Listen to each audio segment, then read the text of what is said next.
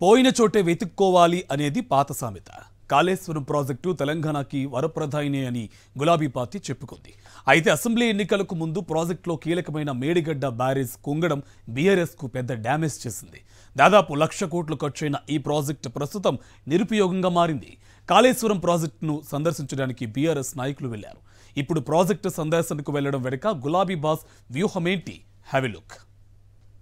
గతేడాది చివర్లో జరిగిన అసెంబ్లీ ఎన్నికలకు ముందు రాష్ట్రానికి ప్రతిష్టాత్మకంగా చేపట్టిన కాళేశ్వరం ప్రాజెక్టు కుంగుబాటు అప్పటి అధికార పార్టీ బీఆర్ఎస్ కు పెద్ద మైనస్ గా మారింది.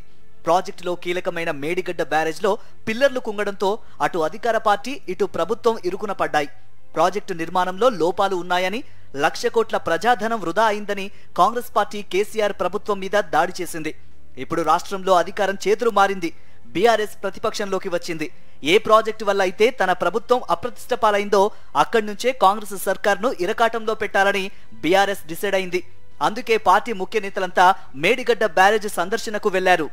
కాళేశ్వరం ప్రాజెక్టు నిర్మాణంలో, డిజైన్లో ఎలాంటి లోపాలు లేవని, ప్రస్తుతం పెద్ద ఎత్తున వరద వచ్చినా ప్రాజెక్టులు తట్టుకొని నిలబడ్డాయని బీఆర్ఎస్ నాయకత్వం ప్రజలకు వివరించే ప్రయత్నం చేయబోతోంది.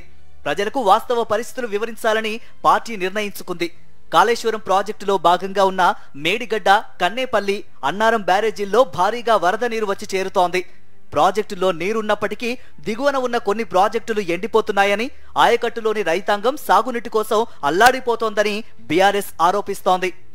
కాళేశ్వరం ప్రాజెక్టు పరిధిలోని వివిధ బ్యారేజీలను సందర్శించాలని బీఆర్ఎస్ అధినేత కేసీఆర్ పార్టీ నేతలకు సూచించారు. ఇందులో భాగంగా శుక్రవారం కన్నేపల్లి, మేడిగడ్డ ప్రాజెక్టు సందర్శించనున్నారు గులాబీ పార్టీ ఎమ్మెల్యేలు, ఎమ్మెల్సీలు.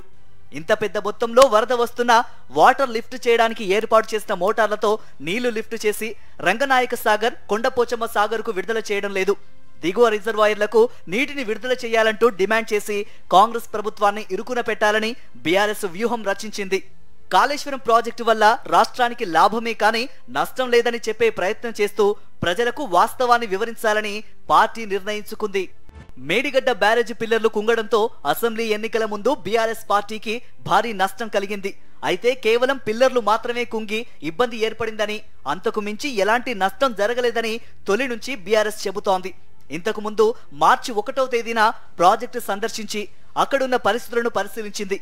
కేవలం 2-3 పిల్లర్లకు మాత్రమే మరమ్మతు చేసి నీళ్లు స్టోరేజ్ చేయాల్సిన రాష్ట్ర ప్రభుత్వం నిర్లక్ష్యంగా వ్యవహరిస్తూ ప్రాజెక్టు మొత్తం కొట్టుకుపోయే విధంగా చేసి బీఆర్ఎస్ ను, గత ప్రభుత్వాన్ని అప్రతిష్ట పాలు చేయాలనే ఉద్దేశంతో ఉందని గతంలోనే బీఆర్ఎస్ నేతలు విమర్శించారు. ఇంతకాలం తర్వాత ఇప్పుడు ప్రభుత్వం మరమ్మతులు చేపట్టింది. ఎలాగైనా కాళేశ్వరం ప్రాజెక్టు వల్ల పార్టీకి కలిగిన నష్టాన్ని అక్కడి నుంచే భర్తీ చేసుకోవాలని గులాబీ పార్టీ నాయకత్వం నిర్ణయించుకుంది. అందుకే ముఖ్య నేతలంతా ప్రాజెక్టు సందర్శనకు వెళ్లారు. ప్రజలకు వాస్తవాలు వివరించి గత ప్రభుత్వం తప్పేమీ లేదని, కాంగ్రెస్ ప్రభుత్వమే చిన్న సమస్యను పెద్దగా చేసి చూపించాలని చూస్తోందని చెప్పనున్నారు. మరి ఈ పర్యటన బీఆర్ఎస్ కు మేలు చేస్తుందో లేదో చూడాలి.